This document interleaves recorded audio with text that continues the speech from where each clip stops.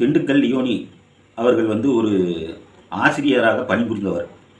ஆசிரியராக பணிபுரிந்து கொண்டு இருக்கும்போதே அவர் பட்டிமன்றத்தை நாட ஆரம்பித்து விட்டார். பட்டிமன்ற தொழிலை கையில் எடுத்தார். அந்த ஆசிரியர் பணியை அவர் விட்டு விட்டார், பணியாற்ற தொடங்கி விட்டார். அதை நடத்தினார் என்றால் சினிமா பாடல்கள், அந்த காலத்து பட்டுக்கோட்டை கல்யாண சுந்தரத்திலிருந்து வாலிபர் கவிஞர் என்று பேர் வாங்கிய வாலி முதல் அந்த பாடல்களை எல்லாம் நல்ல வரிகளாகத்தான் இருக்கும்.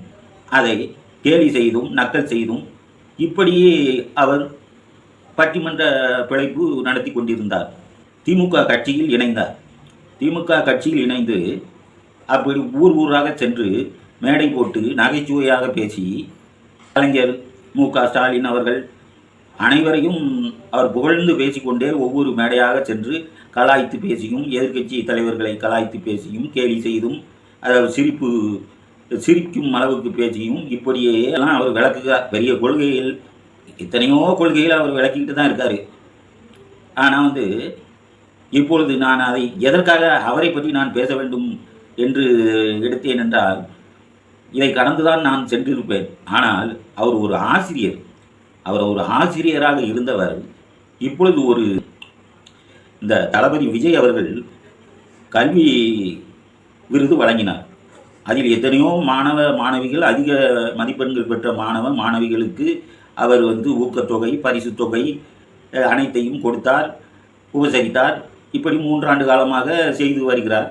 இது தவிர இஸ்ரோ விஞ்ஞானியாக படிக்கக்கூடிய ஒரு ஏழ்மை மலைவாழ் பெண்ணுக்கு கூட சொந்த பணத்திலிருந்து ஒரு 2 லட்சம் ரூபாயை கொடுத்துள்ளார். மேலும் அந்த படிப்புக்கு தேவையான உதவியை அவர் செய்வேன் என்று உத்தரவாதமும் கொடுத்துள்ளார். இந்த தொகைகள் எல்லாமே அவர் சொந்த பணத்தில் இருந்து, அவர் நடித்து அவர் உழைத்த பணம், அந்த பணத்தில் இருந்து எடுத்து இப்போ 3 ஆண்டு காலமாக நடத்துகின்றார். இப்பொழுது கட்சி ஆரம்பித்து 1.5 ஆண்டுகளாகின்றது. அப்போதும் அவர் சொந்த பணத்தை வைத்து தான் கட்சியை நடத்தி வருகிறார். ஆனால் இந்த திண்டுக்கல் லியோனி அவர்கள் அந்த விருது விழாவை ஒரு காமெடியாக, ஒரு கேலியும் கிண்டலுமாக செய்து அந்த காணொளியில் பேசுகிறார், மனசாட்சியே இல்லாமல். ஏன்னா அவர் ஒரு ஆசிரியர். அந்த ஆசிரியர் இருந்த ஒரு தகுதியை இழந்தே அவர் பேசியிருக்கிறார் என்று தான் எனக்கு தோன்றியது. இது எல்லோருக்கும் தெரியும், இந்த திண்டுக்கல் லியோனிக்கும் தெரியும்.